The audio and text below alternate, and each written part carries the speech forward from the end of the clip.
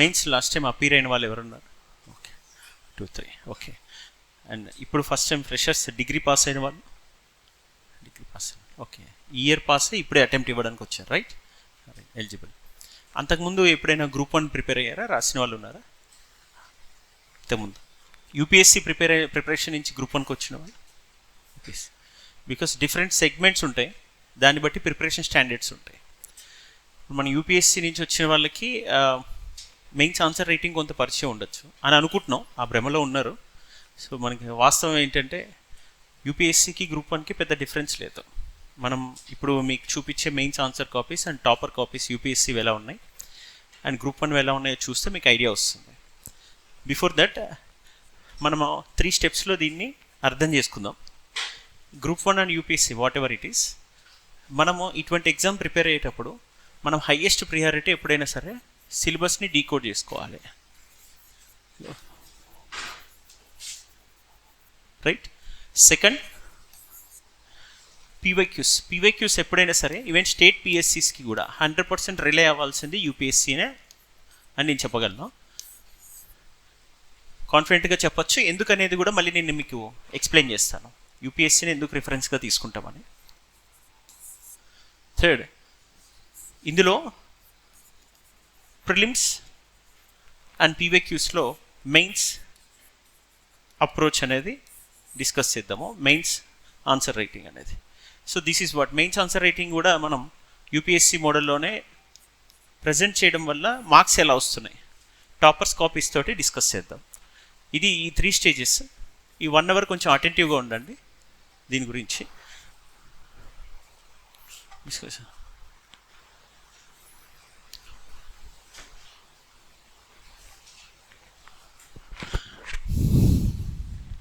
Hour first stage is about decoding of syllabus, right? జనరల్గా మనం syllabus copy చూస్తే చాలా టఫ్గా అనిపిస్తుంటుంది, అంటే ఎంటైర్ సిలబస్ 900 మార్క్స్ చాలా కష్టమేమో అటువంటి ఇంప్రెషన్ మనకు క్రియేట్ అవుతుంది. మనం సిలబస్ని ఇంకా ఈజీగా నేర్చుకోవచ్చు. 900 మార్క్స్ని మనం ఒక 9 అవర్స్లో రివిజన్ చేసేటట్టుగా మార్చుకోవచ్చు. ఆ స్టాండర్డ్కి రావడానికి 9 months ఎఫర్ట్ పెట్టాలి. So smart work is nothing but the simplification of your hard work. మన హార్డ్ వర్క్ని ఎలా సింప్లిఫై చేసుకుంటాం అనేది స్మార్ట్ వర్క్. ఇప్పుడు 150 మార్క్స్ పేపర్ని 15 సెక్షన్స్ ఉన్నప్పుడు 15 సెక్షన్స్లో ఒక్కొక్క యూనిట్ సెక్షన్కి సంబంధించి 5 యూనిట్స్ ఉంటాయి, అంటే 75 యూనిట్స్ ఉంటాయి. ఈ 75 యూనిట్స్ని మనము మ్యాక్సిమం ఒక్కొక్క యూనిట్కి ఒక 10 to 15 minutes స్పెండ్ చేసేటట్టుగా మన నోట్స్ మేకింగ్ స్ట్రాటజీ ఉండాలి. That is what the decoding of syllabus. Syllabus decoding తోటి ఆ నోట్స్ మేకింగ్ అనేది డిజైన్ అవుతుంది. మనం మొత్తం ఫౌండేషన్ అనేది ఇంపార్టెంట్, కరెక్టే. సిలబస్కి సంబంధించిన ప్రతి టాపిక్ చదువుతాము, బట్ ఆ టాపిక్ని మనం ఎంత సంక్షిప్తీకరించుకోగలుగుతామో సమగ్రంగా అనేది important. To holistic information in a concise manner, this is more important. అది ఎలా కన్సైజ్ చేస్తామంటే this is what the syllabus thematic manner. ఇంకా techniques and weightage proportionate to the syllabus. ఎలా అంటే ఇప్పుడు మనకి మొత్తం హిస్టరీ మీద విపరీతమైన మమకారం ఉంటుంది, బాగా చదువుదాం అనుకుందాం. ఒక నెల రోజులు, ఒక వారం రోజులు, 15 రోజుల్లో కంటిన్యూస్గా ఏన్షియంట్ ఇండియానే చదివాం. కానీ ఫైనల్గా మీకు ఎగ్జామ్లో దాని వెయిటేజ్ వచ్చి మెయిన్స్లో 10 మార్క్స్. 75 యూనిట్స్లో ఏన్షియంట్ ఇండియా ఎన్ని యూనిట్స్ ఉంటాయి? 1 యూనిట్.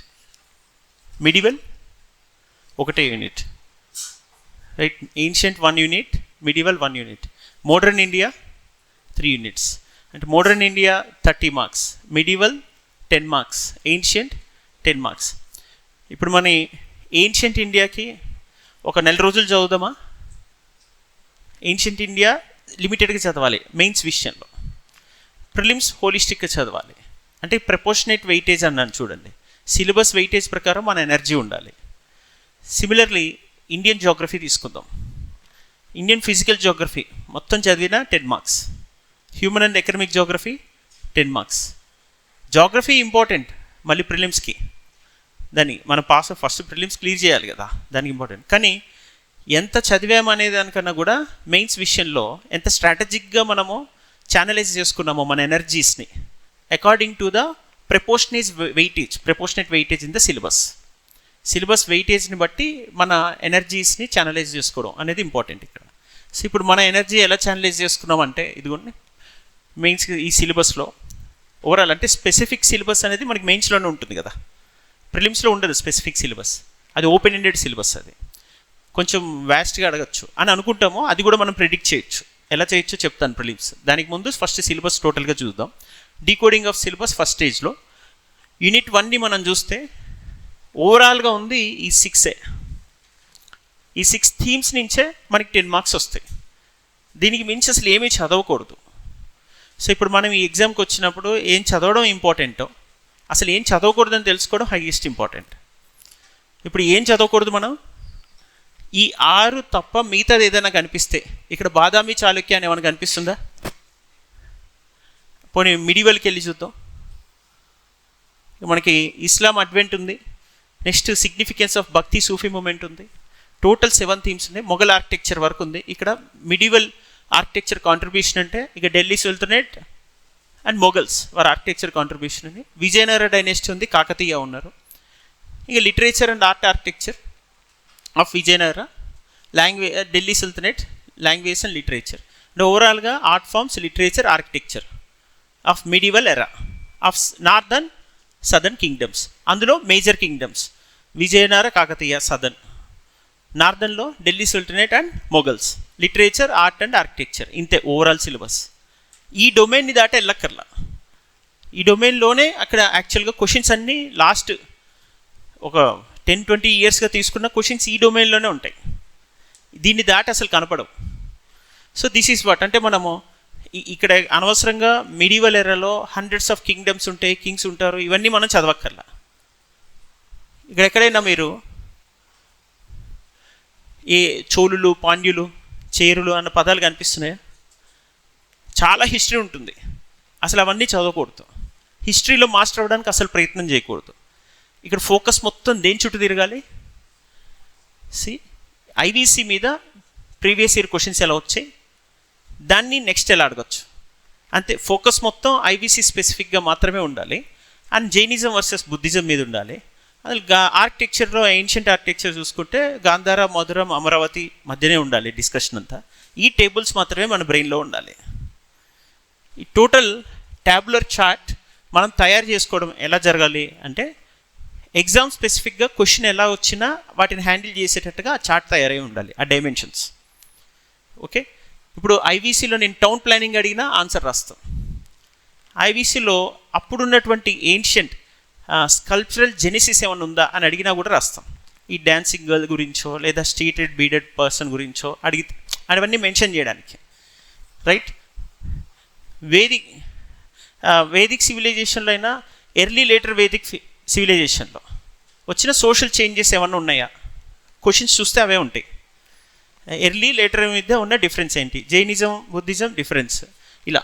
అంటే మనం ఐవీసీలోనే 360 డిగ్రీస్లో ప్రిపేర్ అవుతుంది తప్ప మళ్ళీ అనవసరంగా సంఘం ఏరాకి వెళ్ళాం. సంఘం వేసే అవసరం లేదు కదా, ఇక్కడ అడగలేదుగా క్వశ్చన్, రైట్. అంటే మనము ఏన్షియంట్ హిస్టరీ ప్రిలిమ్స్లో చాలా ఓపెన్ ఎండెడ్గా చదువుతున్నాము. మెయిన్స్కి వచ్చేసరికి యాక్చువల్గా సిలబస్ చాలా కన్ఫైన్ అయింది, క్వశ్చన్స్ రిపీటెడ్గా అవే థీమ్స్ ఉంటాయి. మోడర్న్ ఇండియా చాలా వ్యాస్ట్ ఉంటుంది, సిగ్నిఫికెంట్ పర్సనాలిటీస్ అంతా ఉన్నాయి అనుకుంటాం. ఇప్పుడు సిలబస్ని డీకోడ్ చేస్తే ఒకసారి చూడండి. జస్ట్ స్పెసిఫిక్గా బ్రిటిష్ అనెక్సేషన్ ఏరియాస్ మాత్రమే ఫస్ట్ ఫోకస్ చేస్తారు. Annexation process and chronological way of annexation మాత్రమే ఉంటుంది వాళ్ళది. అంటే కొలనైజేషన్ అనేది ఏ పద్ధతిలో జరుగుతుంటుంది? ఫస్ట్ పొలిటికల్ కొలనైజేషన్ జరుగుతుంది, తర్వాత ఎకనమిక్ కొలనైజేషన్ జరుగుతుంది, రైట్, అంతే కదా. ఫస్ట్ పొలిటికల్ కొలనైజేషన్ అంటే ఎలా జరుగుతుంటుంది? వార్స్, ఫస్ట్ కర్ణాటిక్ వార్స్ జరుగుతాయి, తర్వాత వచ్చి మైసూర్ వార్స్ అని, ఆ తర్వాత ఈ ప్లాసీ, బక్సర్ అని ఈస్ట్ ఇండియా, సదర్న్ ఇండియా ఎలా అనెక్సేషన్ జరుగుతూ వచ్చింది. ఆ తర్వాత ఈ ఆంగ్లో సిక్ వార్స్, రైట్, ఇలా నార్త్ వెస్ట్ ఇండియా ఎలా అనెక్స్ అయింది, అంటే ఒక్కొక్క టెరిటరీ ఎలా అనెక్స్ అయింది అని power consolidation, that is called political consolidation, right. మన డొమైన్ ఆఫ్ థింకింగ్ ఇంతవరకే కన్ఫైన్ అయి ఉండాలి. ఇటు నుంచి అగైన్ కొలనైజేషన్ ఏంటి, రెవెన్యూ ఆస్పెక్ట్లో రాస్తాం, తర్వాత సోషల్ కల్చరల్ ఆస్పెక్ట్లో కొలనైజేషన్ రాస్తాం. సో కొలనైజేషన్ జరిగేది ఇంతే, ఈ డొమైన్లోనే జరుగుతుంది.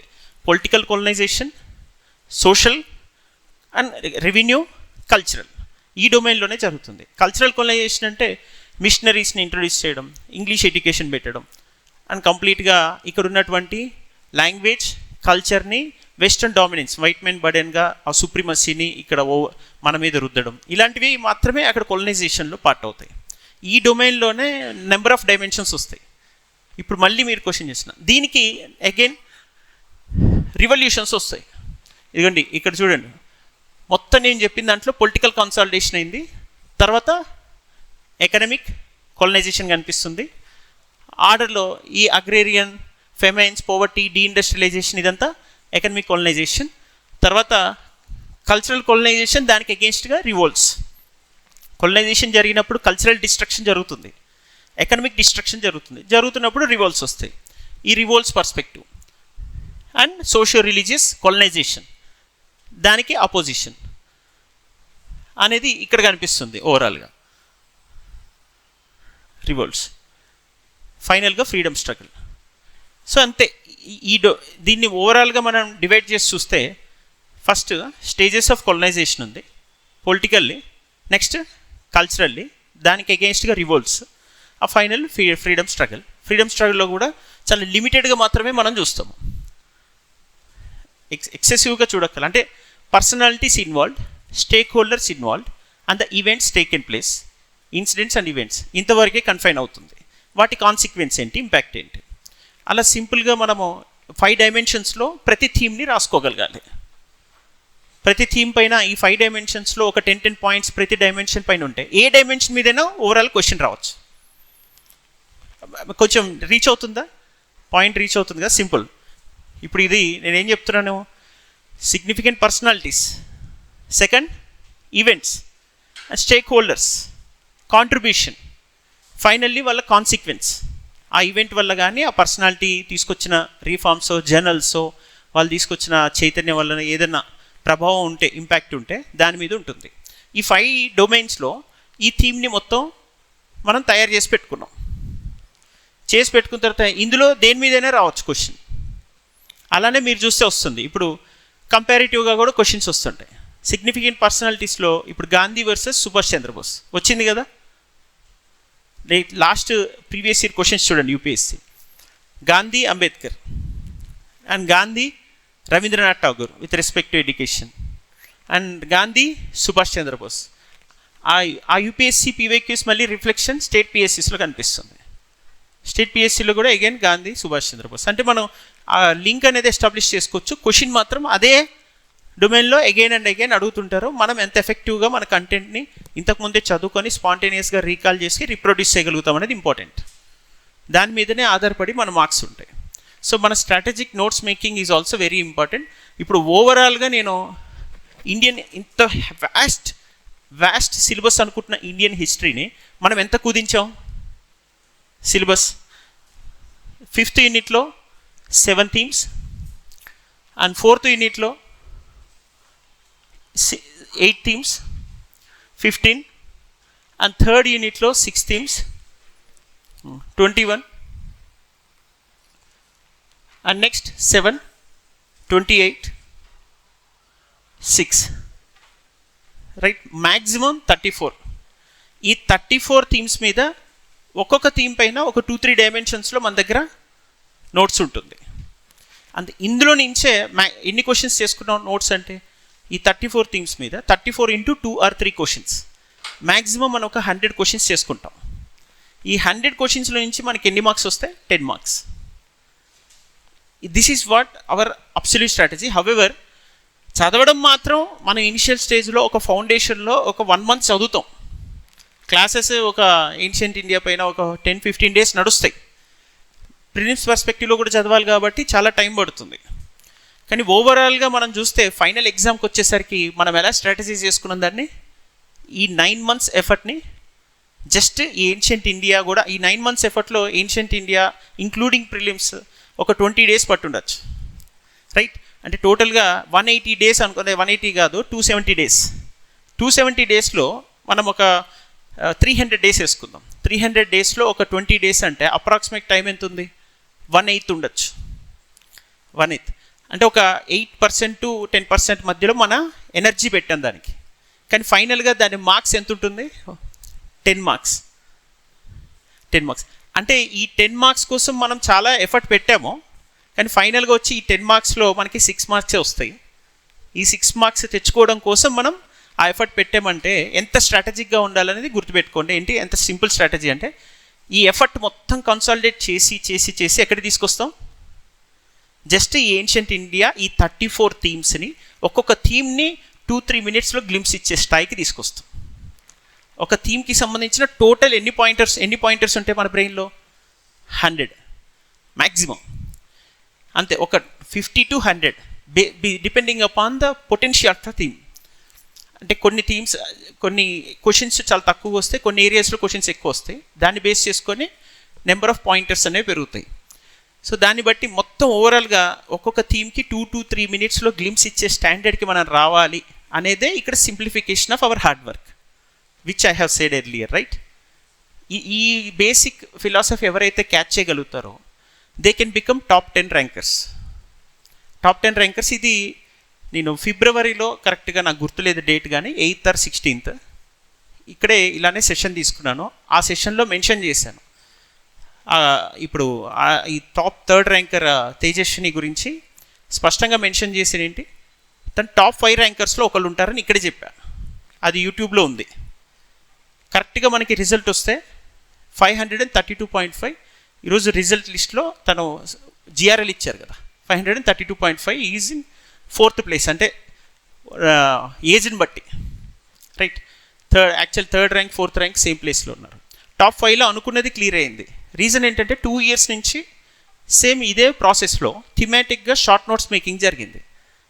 అదే ఆ షార్ట్ నోట్స్నే మీకు కంటిన్యూస్ పోస్ట్పోన్మెంట్స్తో ఎగ్జామ్ జరిగింది కాబట్టి మీరు ప్రిపేర్ చేసుకోలేదని సింగిల్ పేజ్ మెమరీ బిల్డర్స్ SPMBsగా రిలీజ్ చేయడం జరిగింది. అది ఎక్కువ 90% ర్యాంక్ తెచ్చుకోవడానికి ఎక్కువ మందికి హెల్ప్ అయింది కూడా. అది అసలు ప్రతి ముగ్గురులో ఒకరి దగ్గర SPMB ఉంది. ఇప్పుడు ఆ SPMBలోదే సింగిల్ బాక్స్ మెమరీ బిల్డర్గా మీకు సిలబస్ కాపీగా ఇచ్చాం. మీరు చూస్తే ఇప్పుడు ఈ సిలబస్ డీకోడింగ్ అనేది అన్నీ, నేను ఒక 5 units నుంచి మనకి ఎన్ని థీమ్స్ తీసాను నేను? 30 థీమ్స్. సో టోటల్గా 5 units నుంచి 30 థీమ్స్ అంటే 75 units నుంచి ఎన్ని వస్తాయి?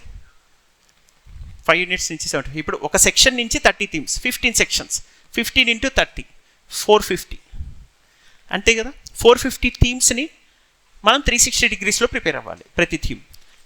ఇంతే తప్ప ఇక ఏం చదవకూడదని ఇప్పుడు అర్థమైంది కదా. ఈ 450 థీమ్స్ తప్ప ఇంకేది కనబడినా మనకు అవసరం లేదు. అది అసలు ఎగ్జామ్కి సంబంధం లేదు. ఎగ్జామ్కి అసలు ఈ సంఘంతో సంబంధం లేదు, చోళ పాండ్యాతో సంబంధం లేదు, ఎగ్జామ్కి అసలు ఈ మిడివల్ ఎరాలో ఉన్న రాజ్పుట్స్తో సంబంధం లేదు. ఎవరితో అసలు సంబంధం లేని చాలా సిలబస్ మనం వదిలేసి చాలా లిమిటెడ్గా సిలబస్ కన్ఫైన్ చేసుకొని చదివితే పర్ఫెక్ట్గా 450 థీమ్స్ మీద మనం ఎన్ని మార్క్స్ తెచ్చుకోవచ్చు? 450 మార్క్స్ తెచ్చుకోవచ్చు. ఎస్ఏ ఒకటి ఉందిగా పక్కన. అంటే ఈ 450 థీమ్స్ మీద మనం 450 మార్క్స్ కొట్టచ్చు కరెక్ట్గా ప్లాన్ చేస్తే. ఆ ఎస్ఏ వల్ల ఎలాగో మనం 510 నుంచి 530కి వెళ్ళిపోతాం బేస్డ్ ఆన్ మార్క్స్, రైట్? ఇది కదా the simple strategy. As it is work out అయింది. రిజల్ట్కి 2 months ముందే, అందుకే కంఫర్టబుల్గా ఎగ్జామ్ అయిపోయిన తర్వాతనే మాకు ఆల్రెడీ ఒక ఐడియా ఉంది. ఒక 30 Super 30లో అక్కడ క్యాంపస్లో, రెసిడెన్షియల్ క్యాంపస్లో ఈ 30 స్టూడెంట్స్లో కరెక్ట్గా ఒక 18 సెలెక్ట్ అవుతారో అనుకున్నాము. 12 సెలెక్ట్ అయ్యారు. మిగతా వాళ్ళందరికీ కూడా 450, 460 మధ్యలో ఉన్నారు అన్సెలెక్టెడ్ క్యాండిడేట్స్. 450, 460 వాళ్ళు కూడా. సో వాళ్ళందరి ఆన్సర్ కాపీస్ ఉన్నాయి. Once the proper appointment letters are given, వాళ్ళందరూ వస్తారు, వాళ్ళ ఆన్సర్ కాపీ చూపిస్తారు. అండ్ నేను కూడా 1 by 1 ప్రతి ఆన్సర్ కాపీ స్ట్రాటజీ కూడా ఏర్పాటు చేయిస్తాను. సో అంటే వీళ్ళు ఎట్లా ప్రిపేర్ అయ్యారు, నిజంగా ఎట్లా మార్క్స్ వస్తున్నాయి, proper understanding of entire syllabus. అంతే. ఆ సిలబస్లో ఆ డొమైన్లోనే మనం స్పాంటేనియస్గా రీకాల్ చేసుకోవడం ఈజీ అవుతుంది. అనవసరమైనది మన ఎనర్జీస్ని మనం కరెక్ట్గా యూటిలైజ్ చేసుకోగలిగితే. సో ఓవరాల్గా ఈ 450 థీమ్స్ని మనం సిలబస్ డీకోడ్ చేయడం అనేది అర్థమైంది కదా. ఇది ఎలాగో హార్డ్ కాపీస్ ఉన్నాయి. నెక్స్ట్ స్టేజ్ మనం ప్రిలిమ్స్ అనుకుంటున్నాం కదా, వ్యాస్ సిలబస్ని ఎలా డీకోడ్ చేయొచ్చు అనేది కూడా ఒక చిన్న ఎగ్జాంపుల్కి ఇక్కడ పెట్టాను చూడండి. ఇప్పుడు మనం యూపీఎస్సీలో ఇవన్నీ ఎన్సీఆర్టీఏ, మీకు ఇక్కడ పిక్చర్స్తో సహా పెట్టాను. మీ దగ్గర ఉన్న హార్డ్ కాపీలో కూడా ఉండొచ్చు. ఈ syllabus decoding single box memory builders దాటిన తర్వాత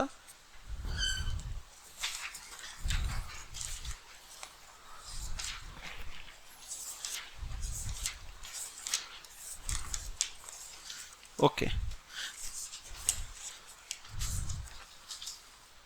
ఓన్లీ మెయిన్స్ ఇది ఇంతవరకే ఇచ్చారు. Okay, let it be.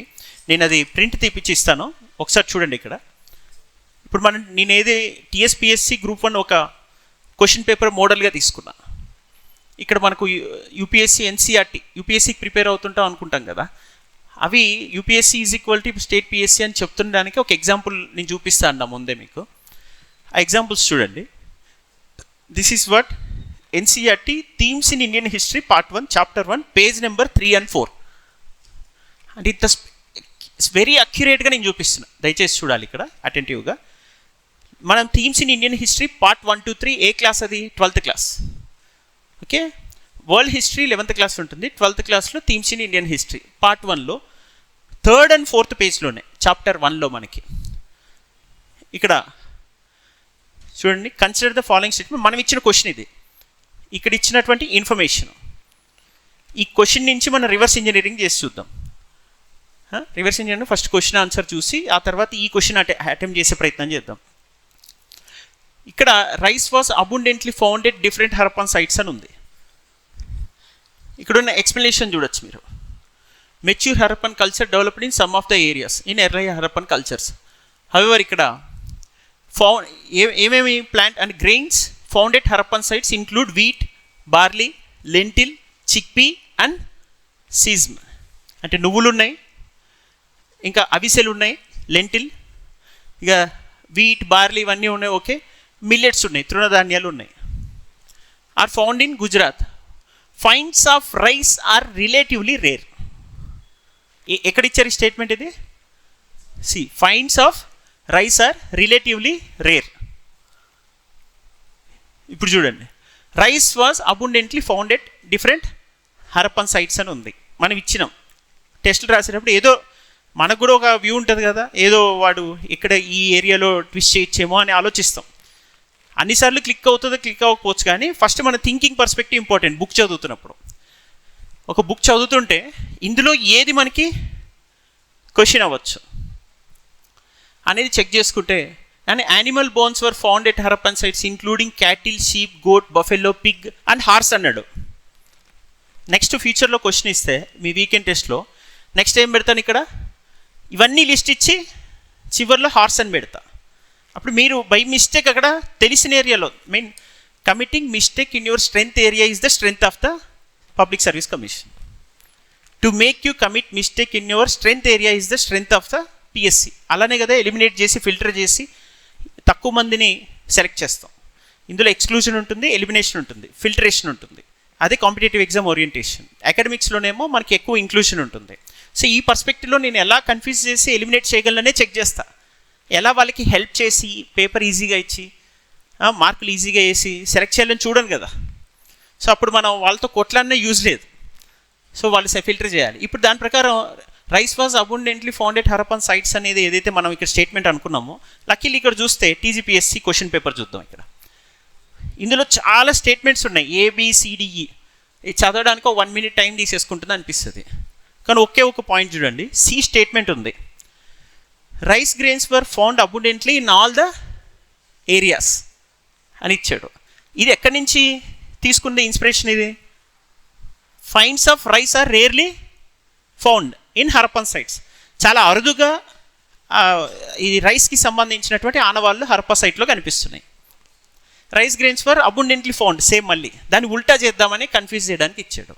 ఈ ఒక్క స్టేట్మెంట్ సి మాత్రమే ఇది ఎలాగో బ్లండర్ అనేది కొంచెం ప్రాపర్ అథెంటిక్ సోర్సెస్ని చదువుకున్న వాళ్ళకి అర్థమైపోవాలి. That is called preparation. ఇప్పుడు అథెంటిక్ సోర్స్ అంటే this is published by government of India. ఇంతకన్నా అథెంటిక్ ఏం లేదు యాక్చువల్లీ ఫస్ట్ స్టేజ్. ఇప్పుడు అది చదువుకున్న తర్వాత ఇప్పుడు ఆ స్టేట్మెంట్ సి ఇక్కడ ఏలో ఫస్ట్ ఆప్షన్లో ఉంది, సెకండ్ ఆప్షన్లో స్టేట్మెంట్ సి ఉంది, థర్డ్ ఆప్షన్లో స్టేట్మెంట్ సి ఉంది. ఆటోమేటిక్గా సి ఎక్కడెక్కడ ఉందో అది అసలు ఆన్సరే కాదు. అది మిగతా అసలు రైట్ ఆర్ రాంగ్ నాకు సంబంధమే లేదు. సో నాకు ఫోర్త్ ఏబిడిఎన్ఈ అని కళ్ళు మూసుకొని పెట్టచ్చు. అంత కంఫర్టబుల్గా ఉంది. యాక్చువల్గా ఇది క్వశ్చన్ పేపర్ చూస్తే మనకి ఎట్లా అనిపిస్తుంది, లెందీగా అనిపించవచ్చు, టైం కన్స్యూమింగ్ అనిపించవచ్చు. ఎవరైతే ప్యానిక్ అవ్వకుండా ఎమోషనల్లీ స్టేబుల్ ఉంటారో, డెసిసివ్ ఉంటారో, వాళ్ళకి ఇది ఈజీ అవుతుంది.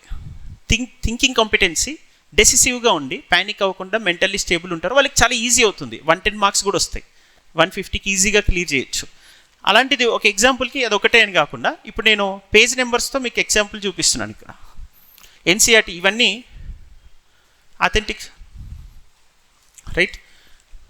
ఇక్కడ ఒక క్వశ్చన్ చూద్దాం. ఇది ఒక టెస్ట్ సిరీస్లో సమ్ క్వశ్చన్ నెంబర్ 103, ఇది అప్స్కేల్ అండ్ టెస్ట్ సిరీస్. ఇది అదో ఏదో సమ్ గ్రాండ్ టెస్ట్ ఇస్తున్నప్పుడు consider the following statements with respect to Khajuraho temples. ఇంకో విషయం ఏంటంటే మనం టెస్టులు చేసేస్తాం, అవి మర్చిపోతాం కూడా, మనం చేసామని కూడా గుర్తుండదు. ఎందుకంటే మనం ఒక 20 రాసామనుకోండి, 3000 MCQs ఉంటాయి, గుంపులో గోవిందంలాగా కలిసిపోతాయి. అవన్నీ మనకు కూడా తెలియదు, అవి ఎప్పుడో practice చేస్తుంటామని.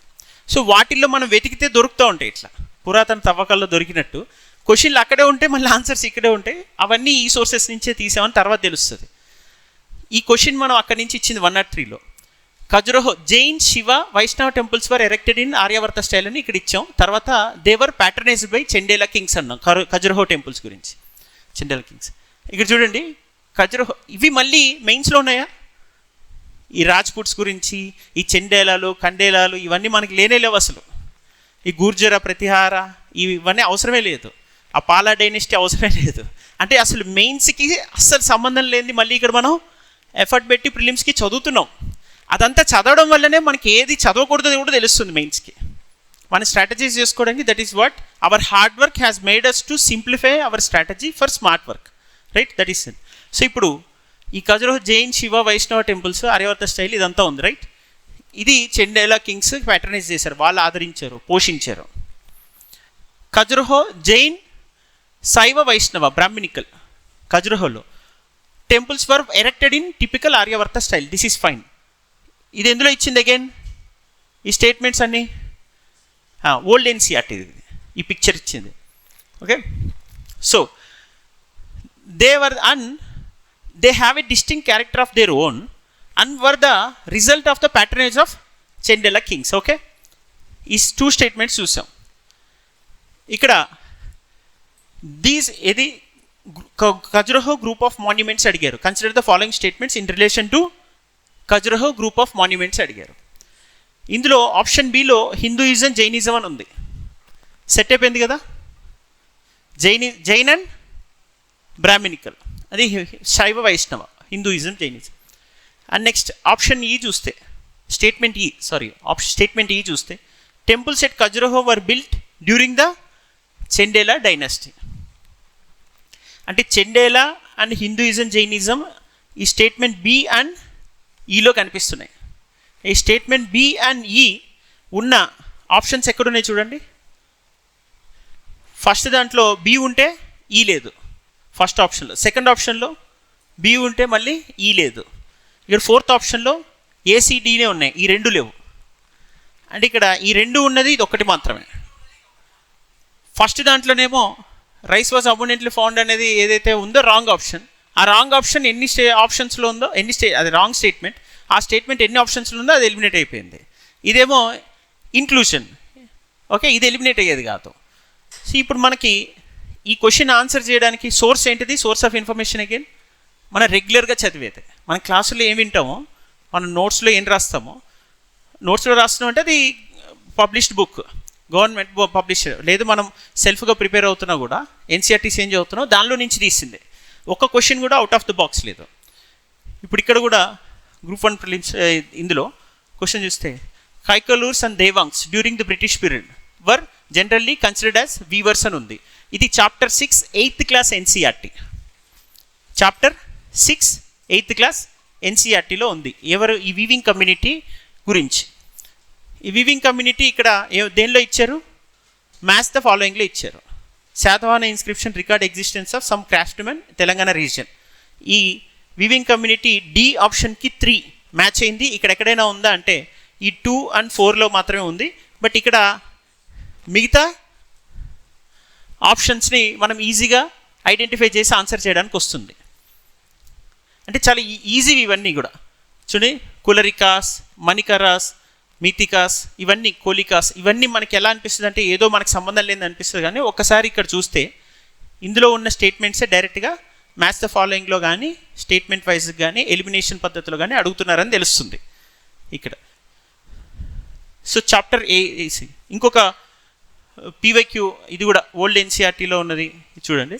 Which of the following Buddhist text speaks the 16 mahajanapadas అని ఉంది. ఇదిగోండి, ఈ 16 మహాజనపదాస్ ఇక్కడ అంగుత్తర నికాయ లిస్ట్ ఆఫ్ మహాజనపదాస్ అని మాట్లాడుతున్నారు. ఇక్కడ చూడండి, which are among the important mahajanapadas అన్నారు. ఈ మహాజనపదాస్ అంగుత్తర నికాయలో మెన్షన్ చేసినవే అక్కడ ఇచ్చారు వరుసగా అదే ఆర్డర్లో. టెక్స్ట్ బుక్లో ఉన్నవే ఇచ్చారు ఆర్డర్లో, ఆర్డర్ కూడా మిస్ అవ్వాల. Next this is what. ఇంకా ఇలానే ఇక్కడ చిన్న చిన్న బాక్సెస్ ఇస్తుంటారు బుక్స్లో, లెఫ్ట్ సైడ్ కొన్ని ఇమేజెస్ ఇస్తారు, కార్టూన్ ఎక్స్ప్రెషన్స్ ఉంటాయి. వాటిలో నుంచి ఒక క్వశ్చన్ డైరెక్ట్గా దిగుతుంటుంది ఇలాగా మ్యాచ్ ద ఫాలోయింగ్లో. ఈ బంజార్ ఏంటి, కచ్చార్ ఏంటి, ఇది land, different types of lands. So this is again ఇలా మనకి డైరెక్ట్గా క్వశ్చన్స్. ఇక్కడ కూడా మనం జాగ్రఫీలో కూడా ఓన్లీ హిస్టరీనే కాదు, ఎల్నినో లానినో గురించి మనకి ఎన్సీఆర్టీ ఇది this is Indian physical environment అని ఉంటుంది. ఇండియన్ ఫిజికల్ ఎన్విరాన్మెంట్ అది 9th 10thలో ఫిజికల్ జాగ్రఫీ గురించి 9th 10thలోనే ఉన్న టెక్స్ట్ బుక్లో ఈ బాక్స్ ఒకటి కనిపిస్తుంది. ఈ బాక్స్లో నుంచే స్టేట్మెంట్ డైరెక్ట్గా తీసుకొని ఇక్కడ ఇచ్చేసారు అంతే. 39th క్వశ్చన్ ఇది ఎగ్జాంపుల్, జాగ్రఫీ ఇది కూడా.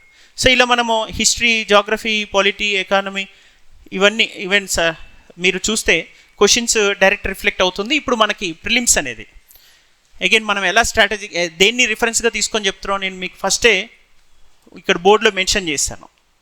దేన్ని రిఫరెన్స్గా తీసుకోవాలన్నాను ఇక్కడ.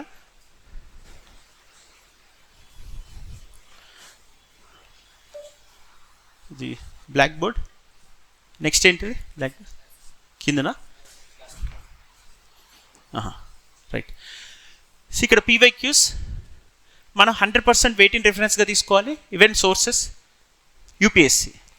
సో యూపీఎస్సీనే మన స్టేట్ పిఎస్సీస్లో రిఫ్లెక్ట్ చేస్తారు తప్ప క్వశ్చన్ బ్యాంక్ ప్రత్యేకంగా ఏం లేదు. అంటే కోర్ సబ్జెక్ట్స్లో history, geography, polity, economy, environment, SNT ఈ ఏరియాస్కి సంబంధించిన క్వశ్చన్స్ దాదాపు 90 క్వశ్చన్స్ వస్తాయి.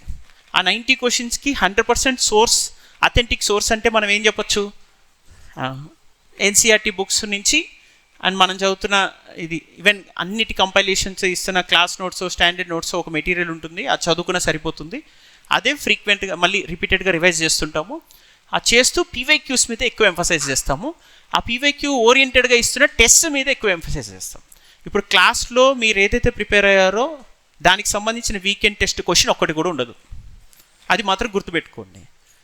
అంటే మీరు క్లాస్లో విన్నారు కదా, ఆ విన్న టాపిక్ మీద మాత్రం అదే టాపిక్ మీద ఉంటుంది, కానీ అందులో నుంచి క్వశ్చన్ ఉండదు.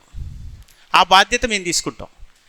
సో ఇక్కడ లక్ష్యం ఏంటంటే మనం చదివిన టాపిక్లో నుంచే మనకి తెలియని క్వశ్చన్స్ని హ్యాండిల్ చేసే, అన్ప్రెడిక్టబుల్, అన్నోన్ క్వశ్చన్స్ని ప్యానిక్ అవ్వకుండా హ్యాండిల్ చేసే స్కిల్స్ డెవలప్ చేసుకోవాలి.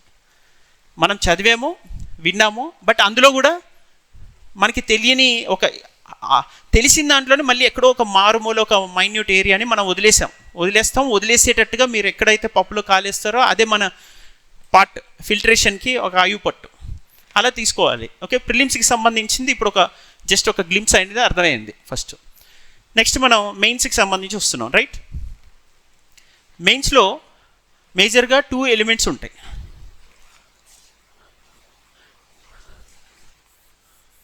సరే, మెయిన్స్లో టూ కాదు ఒక 5 మేజర్ ఆస్పెక్ట్స్. న్యూ బోర్డు తీసుకోవాలంటే ఇదే కదా. Right, thank you.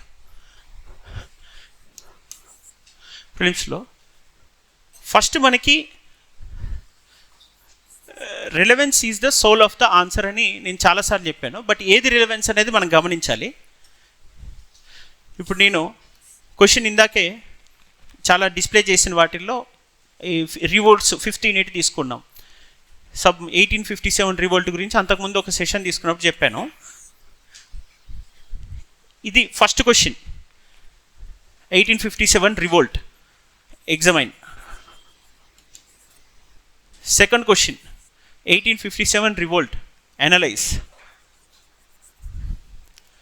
Third question, 1857 revolt, evaluate. Fourth question, 1857 revolt, comment. Fifth question, 1857 revolt, critically evaluate, examine, analyze, right, something. So ఇప్పుడు ప్రతి క్వశ్చను సేమా డిఫరెంటా? డిఫరెంట్. ఇది ఎవరైతే గుర్తుపడతారో ప్రతి క్వశ్చన్ డిఫరెంట్, ఆ క్వశ్చన్కి సంబంధించిన ఓరియంటేషన్ డిఫరెంట్, ఆ క్వశ్చన్కి ఇచ్చిన కీ డిఫరెంట్, ఆ కీ ప్రకారం ఎగ్జామినర్ ఎవాల్యుయేట్ చేస్తున్నప్పుడు వాటి మధ్య ఉన్న కంపాటబిలిటీ డిఫరెంట్. ఎవరైతే ఆ కంపాటబిలిటీ ఆ మ్యాచ్ చేయలేకపోతున్నారో వాళ్ళకి మార్క్స్ తగ్గుతున్నాయి అనేది గమనించాలి. That is what exactly happen for Telangana movement for the last exam. 90% ఆస్పిరెంట్స్కి తెలంగాణ మూమెంట్లో యావరేజ్ స్కోర్ ఎంత? 60, 58.5, 59.5, 90%. క్వశ్చన్ పేపర్ ఒకసారి చూడండి. క్వశ్చన్ పేపర్ ఎలా ఉంది? ఇప్పుడు పాకెట్లో ఓపెన్ చేసి అనిపిస్తుంది క్వశ్చన్ పేపర్ మనకి. క్వశ్చన్ పేపర్లో మీరు ఒకసారి డైరెక్ట్ వర్డ్స్ చూసారా, కీవర్డ్స్ చూసారా? క్వశ్చన్ పేపర్ ఇప్పుడు నా పాకెట్లో ఇప్పుడు ఒక 5 minutes ఎతికితే దొరుకుతుంది. టైం వేస్ట్ చేయకుండా మనం ఒకసారి క్వశ్చన్ పేపర్ని ఒకసారి రీకాల్ చేసుకొని చూద్దాం. క్వశ్చన్ పేపర్లో ఎగ్జామ్ ఉందా? ఎంతమంది చూశారు? తెలంగాణ మూమెంట్లో అనలైజ్ ఉందా? క్రిటికల్లీ ప్రిఫిక్స్ ఉందా? చూశారు కదా క్వశ్చన్ పేపర్. అంటే మన వాళ్ళు సపోజ్ ఇప్పుడు Ambedkar views on small states అంటే Ambedkar views on small states రాశారు. నేను ఇదే Ambedkar view on small states examine, Ambedkar view on small states analyse అన్నా. ఎగ్జామైన్ అంటే ఒక క్వశ్చన్ వేరే, అనలైజ్ అంటే వేరే క్వశ్చన్ అని మనకు తెలిసి, కానీ మనం ఏం రాస్తున్నాం?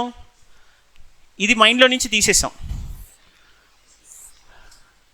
ఓకే, తెలంగాణ మూమెంట్ మీద చేసిన పిహెచ్డి రాస్తున్నాం దీని మీద, రైట్? అవునా కదా? ఆ పిహెచ్డిని నేను ఇక్కడ రాస్తున్నాను, కానీ క్వశ్చన్ ఏమో ఇది అడగట్లేదు. అంబేద్కర్ వ్యూ ఆన్ స్మాల్ స్టేట్స్లో నేను ఏదైతే రీసెర్చ్ చేసి కొత్త కొత్త విషయాలను ఆవిష్కరించి వెలికి తీసి ప్రపంచానికి చాటి చెప్పానో, పుస్తకాలు రాసి, అవి ఇందులో రాసిన నాకు మార్కులు రావట్లేదు. ఎందుకు రావట్లేదు?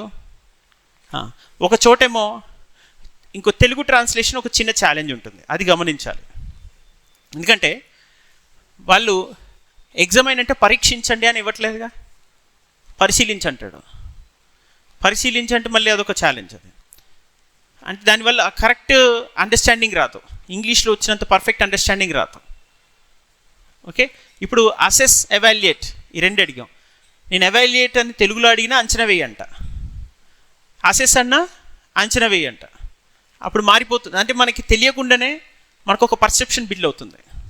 తెలుగులో రాస్తున్నప్పుడు మనం క్వశ్చన్ని ఖచ్చితంగా తెలుగులో రాసినా సరే క్వశ్చన్ ఖచ్చితంగా ఏ భాష చదవాలి? ఇంగ్లీష్ చదవాలి.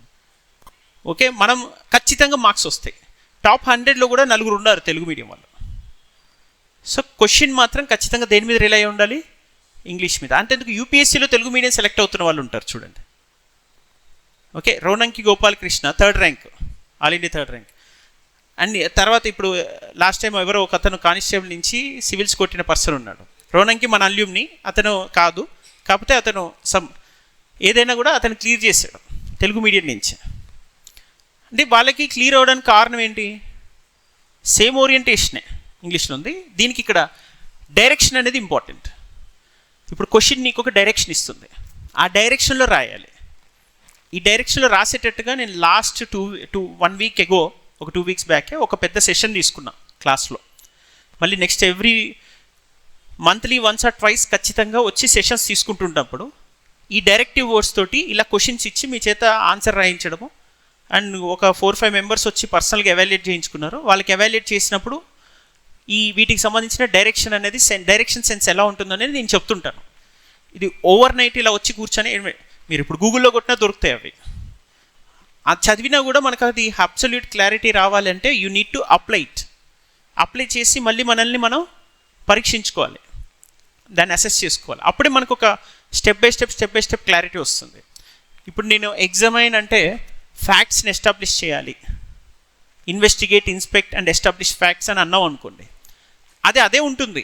మీకు అది ఎలా ఇన్వెస్టిగేట్ చేస్తున్నా, ఎలా ఈ 1857 రివోల్ట్ మీద ఈ ఆన్సర్ రాసేటప్పుడు ఫ్యాక్ట్స్ ఎస్టాబ్లిష్ ఎలా చేస్తున్నాం, స్ట్రక్చర్ ఎలా ఇస్తున్నాం అనేది అది ఎగ్జామ్లో రాసినప్పుడు మీరు రాసిన దాన్ని మళ్ళీ మనం అండర్లైన్ చేసి ఇది కాదు స్ట్రక్చరు, డైరెక్షన్ ఇలా ఉంది, ఈ పద్ధతి కాకుండా ఈ పద్ధతిలో డైరెక్షన్ ఉండాలి.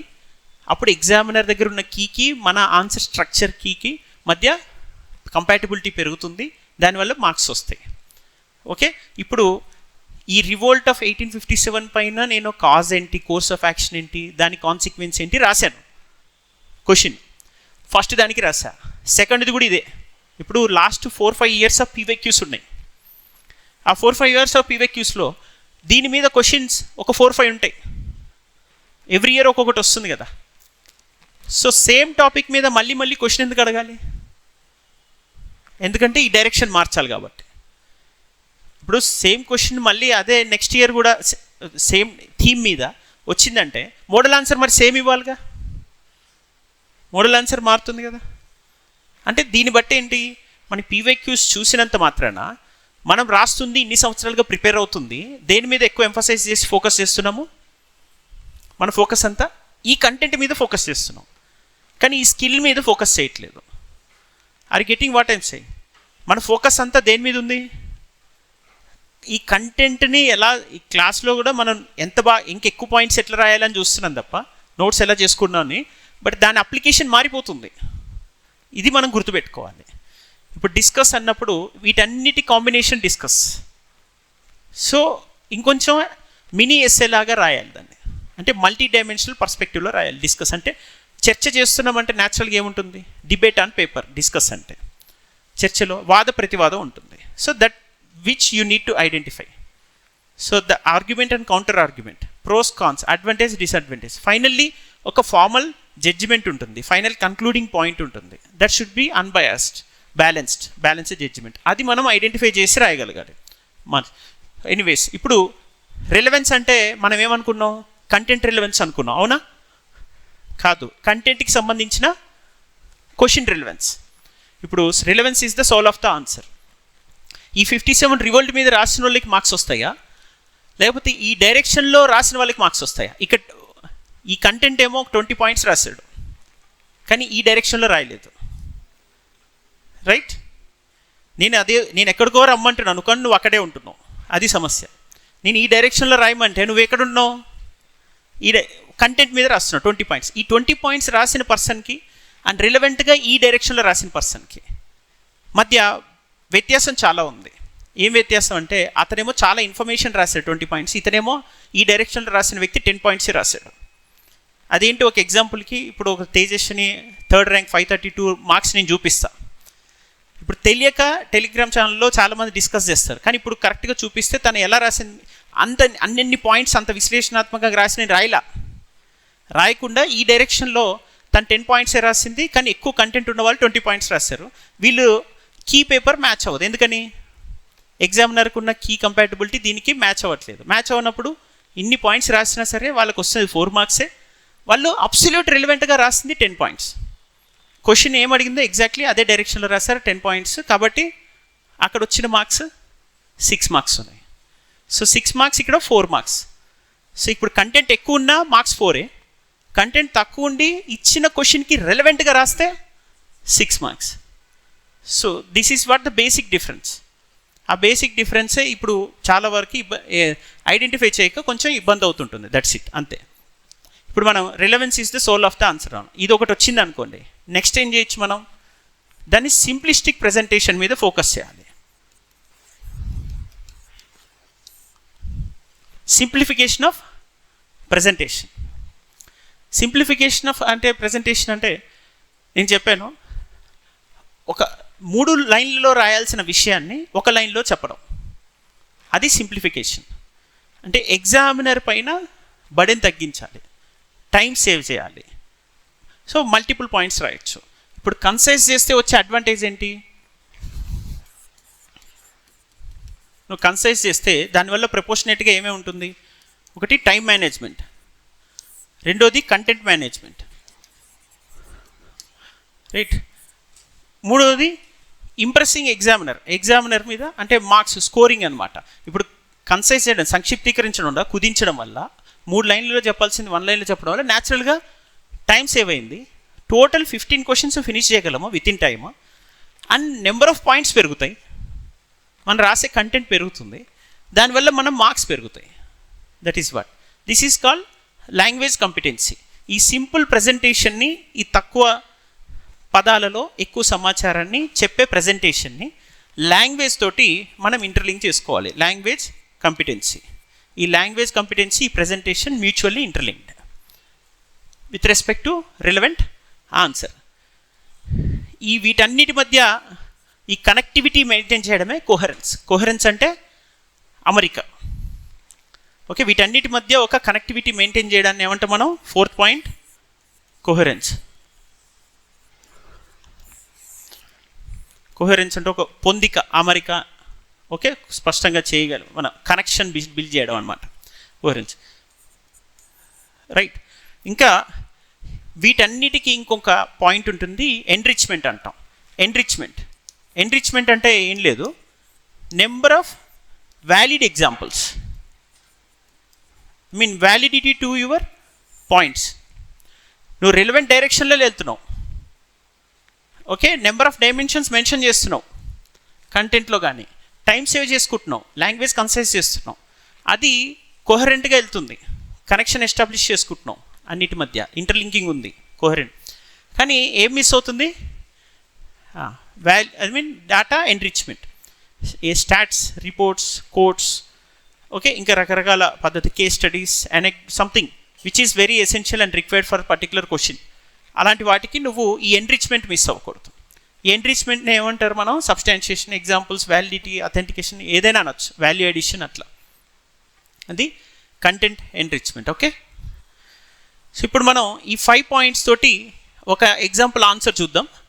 ఆ టాపర్ కాపీస్ ఎలా ఉన్నాయి, ప్రెజెంటేషన్, కోహరెన్స్, రెలవెన్స్ ఈ డైరెక్షన్లోనే ఉంది. ఎక్కువ పాయింట్స్ లేకపోయినా ఉన్న పాయింట్స్ని ఎఫెక్టివ్గా ఎలా కమ్యూనికేట్ చేసి ఎగ్జామినర్కి ఎక్కువ మార్కులు తెచ్చుకోవచ్చు అనేది చూద్దాం.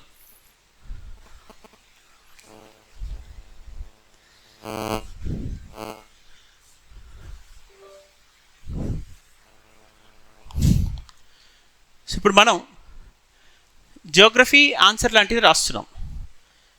The model of presentation for geography or history రాస్తున్నా, ఏదైనా కొన్నిటికి హిస్టరీ, షోడశ మహాజనపదాలు మెన్షన్ చేయడం, లేదా ఐవీసీ సైట్స్ మెన్షన్ చేయాలి. అలానే ఇప్పుడు ఇక్కడ some physiography of India mention చేస్తున్నాం మనం. ఓకే, భారతదేశ భౌగోళిక స్వరూపాల గురించి మనం మెన్షన్ చేస్తున్నప్పుడు ఎట్లా రాస్తున్నాం అనేది ఇంపార్టెంట్. ఈ presentation, this is hard copy. ఈ కాపీలో మీరు చూస్తే ఎగ్జాంపుల్స్ చూడండి, అండ్ ప్రజెంటేషన్లో బోర్డర్ అలైన్మెంట్ చూడండి. ఈ సైడ్ హెడ్డింగ్ కింద ఈ సైడ్ హెడ్డింగ్, ఈ ఎగ్జాంపుల్ కింద ఈ ఎగ్జాంపుల్. ఇప్పుడు ఈ ఎగ్జాంపుల్ తూర్పు దిక్కు పోతే ఈ ఎగ్జాంపుల్ పశ్చిమ దిక్కు పోతలేదు, మనం గమనించాలి. మనం రాస్తుంటే ఈ కాశ్మీర్ నుంచి స్టార్ట్ అయ్యి అట్లా అట్లా అట్లా చైనా టచ్ చేసి మళ్ళీ ఇట్లా కన్యాకుమారికి వచ్చేసరికి ఎగ్జామినర్ ఇంప్రెషన్ పోతుంది. అంటే మనం రాసేటప్పుడు కూడా లైన్ మేనేజ్మెంట్ చూడండి. అంటే ఇది ఏం ఎంఫసైజ్ చేస్తుందా? ఇట్లనే రాస్తే మార్కులు వస్తాయా? కంటెంట్ చూడాలి, విశ్లేషణ చూడాలంటే మరి ఇట్లా రాయడానికి పెట్టిన ఎఫర్ట్కి గుర్తింపు ఉండదా? ఇలాంటి కష్టానికి విలువ ఉండదా? ఎగ్జామినర్ మరి ఈ కాంపిటేటివ్ ఫీల్డ్ ఎగ్జామ్లో మరి ఎక్కువ కష్టపడి ఎక్కువ ఎఫర్ట్ పెట్టిన వ్యక్తికి మార్కులు ఒక ½ మార్క్ వేయరా? వేస్తారు కదా. అండ్ దీని వెనకాల వాళ్ళు ఎన్నో నెలల కష్టం ఉందని తెలుస్తుంది కదా. ఇది కేవలం 10 నిమిషాల్లో 11 నిమిషాల్లో ఇలా రాయడానికి వాళ్ళు కష్టపడ్డారని కనిపిస్తుంది కదా.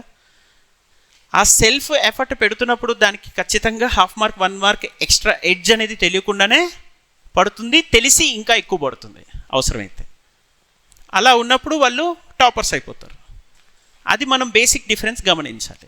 సో దీనిలో ఇలా రాస్తేనే మార్క్స్ వస్తాయంటే ఇలా రాయడానికి హార్డ్ వర్క్ ఎక్కువ చేస్తున్నారు. దాన్ని తర్వాత ఎగ్జామినర్కి బడెన్ తగ్గించి, ఇప్పుడు ఈ పేపర్ నేను చూశాను, ఇందులో మొత్తం స్టార్టింగ్ నుంచి ఎండింగ్ దాకా గుంపగుత్తగా ఇన్ఫర్మేషన్ ఇట్లా పడేశారు, ఫుల్ పారాగ్రాఫ్లు పెట్టేశారు. అది చదవడానికి నాకు ఈ పేజ్ చదవడానికి 5 నిమిషాలు పట్టింది.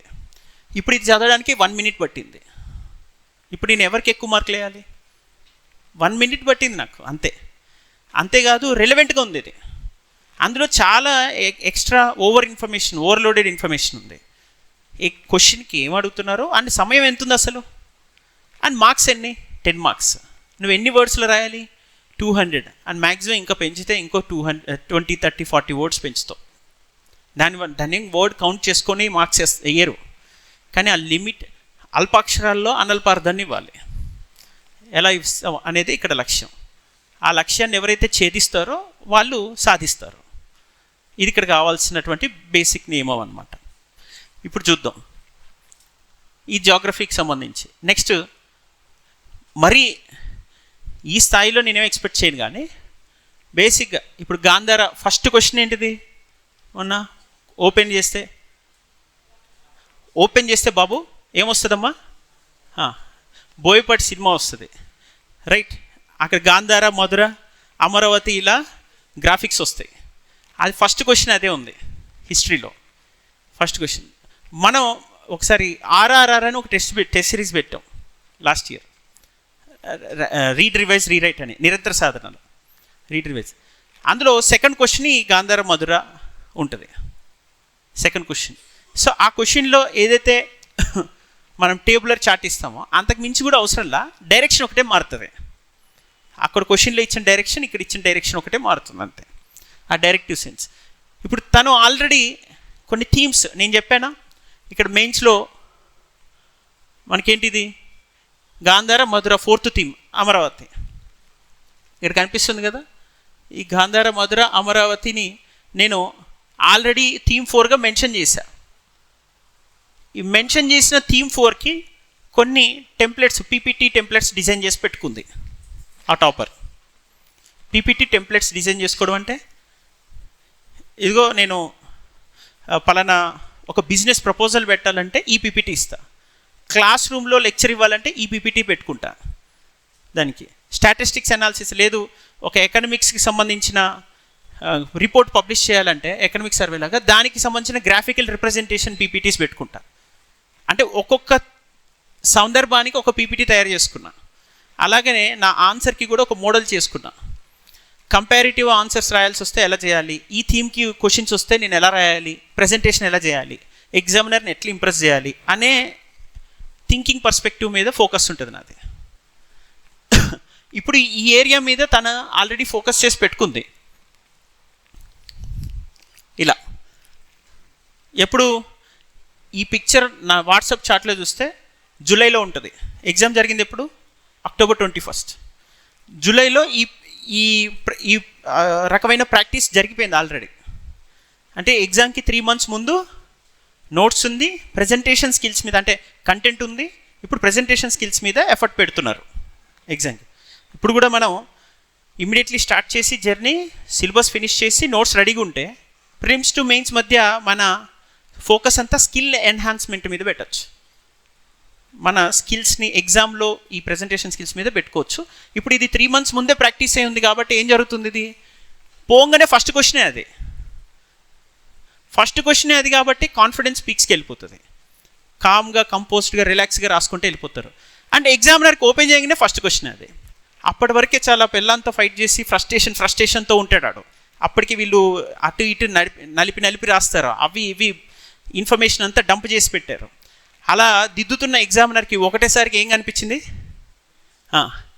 ఇది అద్భుతం, మహా అద్భుతం అంటాడు వాడు. అక్కడే వాడి ఎగ్జామినర్స్ ఆర్ హ్యూమన్ బీయింగ్స్.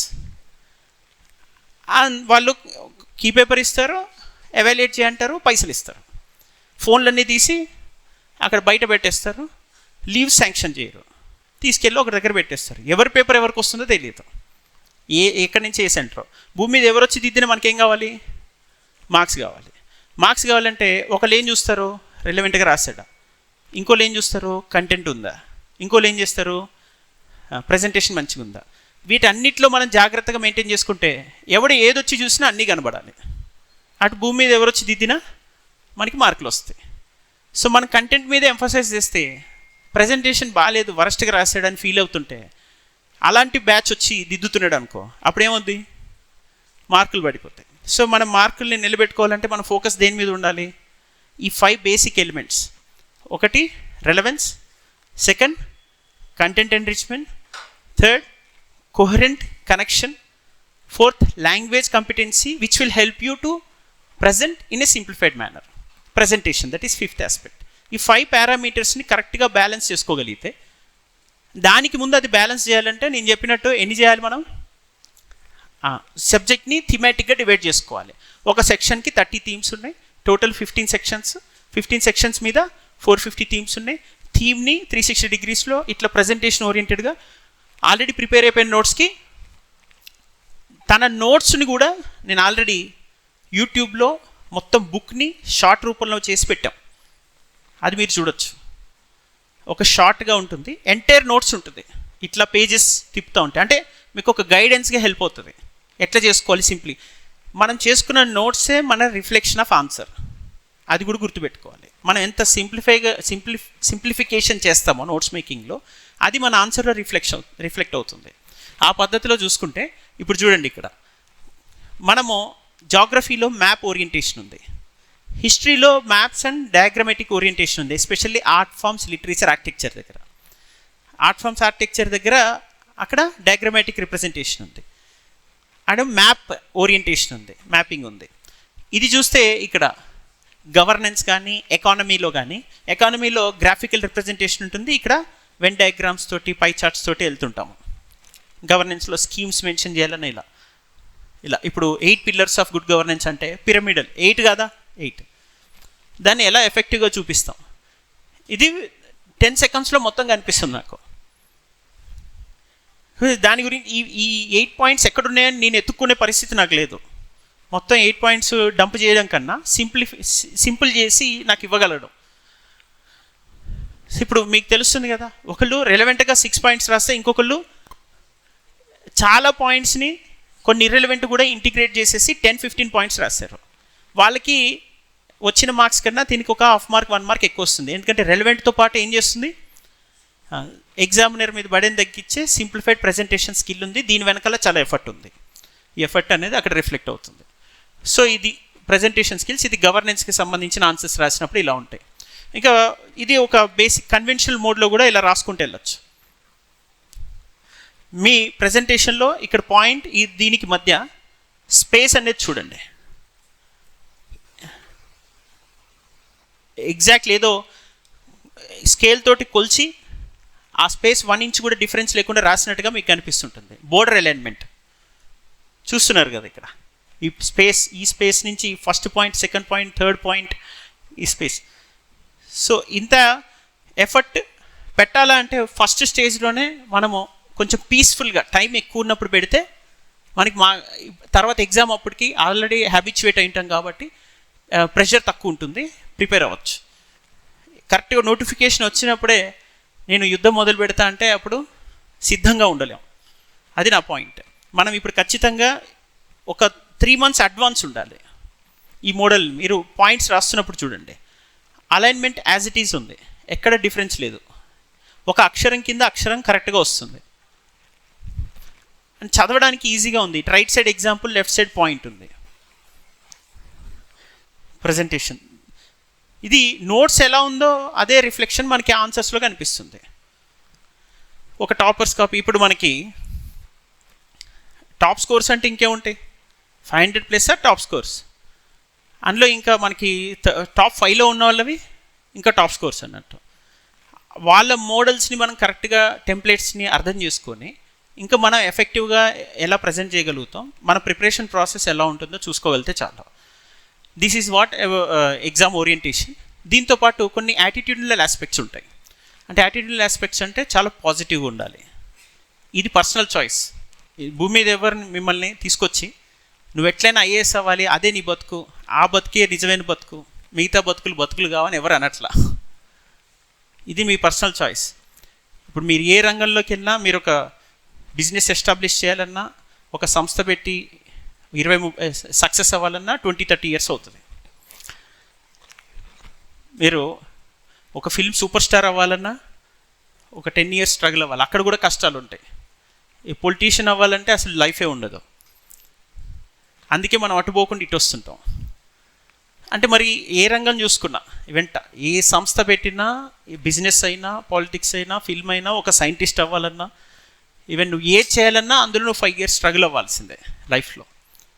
ఒక స్పోర్ట్స్లో నువ్వు మెడల్ సంపాదించాలన్నా, ఐపీఎల్లో నువ్వు ఆడాలన్నా కూడా ఒక 5-10 years వర్క్ చేయాల్సిందే. మరి ఎందులోనూ నేను వర్క్ చేయను, కానీ నాకు ఈజీగా సక్సెస్ కావాలంటే రాదు కదా. సో అట్లా.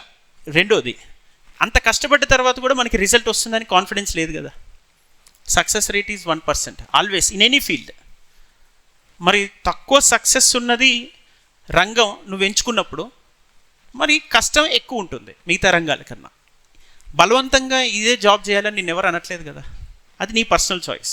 అలాంటప్పుడు నువ్వు వేరే వాళ్ళని బ్లేమ్ చేయడానికి లేదు. సక్సెస్కి కాంట్రిబ్యూషన్ చాలామందిది ఉంది. నీ పేరెంట్స్ది ఉంది, నీ గురువులది ఉంది, నీది ఉంది, నీ ఫ్రెండ్స్ది ఉంది. ఫెయిల్యూర్కి మనమే బాధ్యత తీసుకోవాలి తప్ప ఎవరిని బ్లేమ్ చేయకూడదు. That is called positive thinking. ఇది నా పర్సనల్ చాయిస్, నేను ఎంచుకుంది. ఇందులో సక్సెస్ రేట్ తక్కువ. ఈ రంగమే కాదు, నువ్వు ఉన్నత స్థాయికి ఎదగాలంటే ఏ రంగంలో అయినా మనం కష్టపడక తప్పదు.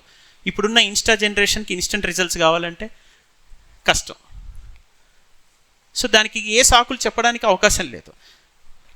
మనకి బలవంతంగా ఇది చేయాల్సిన అవసరం లేనప్పుడు మనం హ్యాపీగా 40,000 50,000 జీతానికి జాబులు దొరుకుతాయి. నెల నెల హ్యాపీ ఈఎంఐలు కట్టుకోవచ్చు. వీకెండ్ ఇట్లా పక్కన సినిమా థియేటర్కి వెళ్ళొచ్చు, బిర్యానీ తినచ్చు, పబ్లికి వెళ్ళొచ్చు.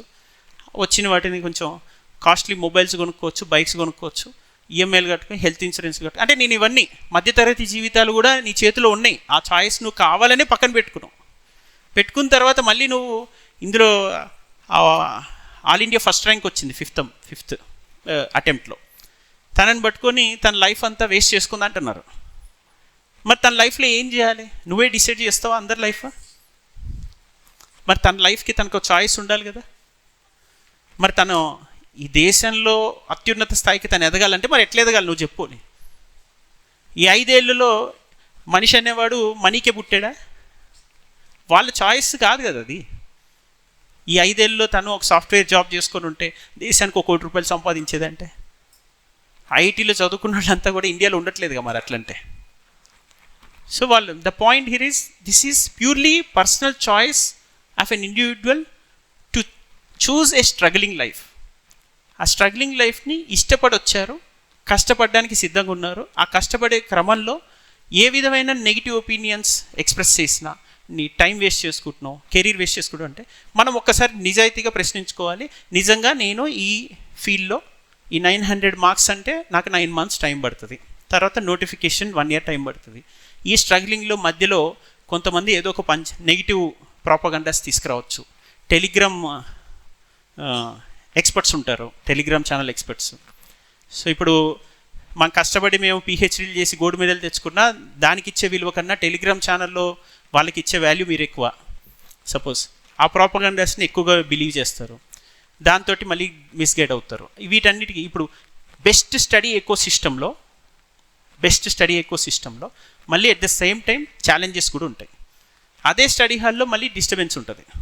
సో దాన్ని మీరు ఎంత స్మార్ట్గా అవాయిడ్ చేసుకొని మనము వచ్చిన పని ఏంటి, మనం సాధించాలనుకున్న లక్ష్యం ఏంటి, దానికి మనం ఏ రూమర్స్ వచ్చినా, సో ఇగో సీఎం సీట్లు అమ్ముకున్నాడు అంటారు, సరే లెట్ ఇట్ బి, అది నేను నమ్మితే ఇక్కడ ఉండకూడదు, ప్రిపరేషన్లో ఉండకూడదు, అది మనకే మంచిది.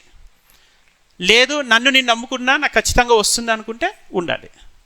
దట్ ఈస్ వాట్ అది జెన్యూన్ ఒపీనియన్. అది మీరు ఎక్కడ కూడా మీరు కష్టపడి చదువుదాము సాధిద్దామని వచ్చినప్పుడు దానికి తగ్గ ఎఫర్ట్ కాంట్రిబ్యూషను అందరూ పెడతారు. నువ్వు పెట్టుకుంటావు, నీకు సంబంధించిన వెల్ విషర్స్ పెడతారు.